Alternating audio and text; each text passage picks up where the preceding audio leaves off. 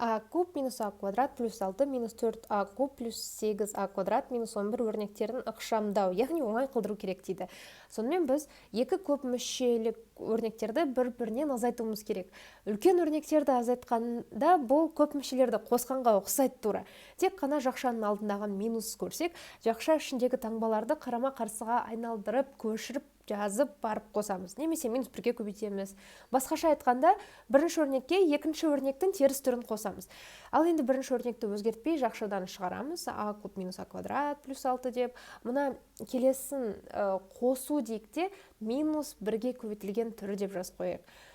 Келесі жақшаның ішін қайтадан өзгертпей көшіріп жазайық. 4а куб плюс 8а квадрат минус 11 дейміз.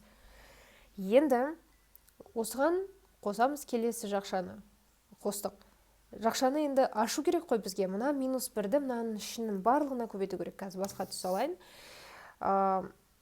Бірінші көшіріп алайық. А куб минус а квадрат плюс 6 деймізде, енді минус 1-ді бірінші санға көбейтеміз. Бірінші өрнекке. Минус 1-ге плюс 4-ті аны кубты көбейтсем, минус 4а куб болады.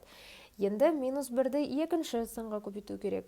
Сонда, мына жерде көбейту бар деп есептейміз. Минус 1-ге плюс 8-ді көбейтсек, минус 8а квадраты қасына жазылады. Енді минус 1-ді мұна минус 11-ге көбейтсек, плюс 11 болады. Сондықтан плюс 11 деп жаз қоямын. Өйткені минусқа минусты көбейтсем плюс қой. Енді ұқсас мүшелерді қосамыз. Ұқсас мүшелер а куб пен 4а куб. 1 мен минус 4 болса, минус 3а куб деп жазам, минус 3а куб дейміз. Енді келесі ұқсас мөлшерлер қайсының дәрежелері бірдей? А квадрат пен минус 8а квадраттың дәрежелері бірдей. Яғни минусқа минусты көрсек қосамыз, және де минус таңбасын береміз. 1-ге 8 қоссам, 9 болады, 9а квадрат. Және де ең соңғы ұқсас мүшелер бір-біріне ұқсайтындар. Мына жай сандар плюс 6 мен плюс 11. Плюс 6-ға плюс 11-ді қоссақ, плюс 17 болады. Сонымен біз біттік. Жауабы минус 3а куб минус 9а квадрат плюс 17 болады.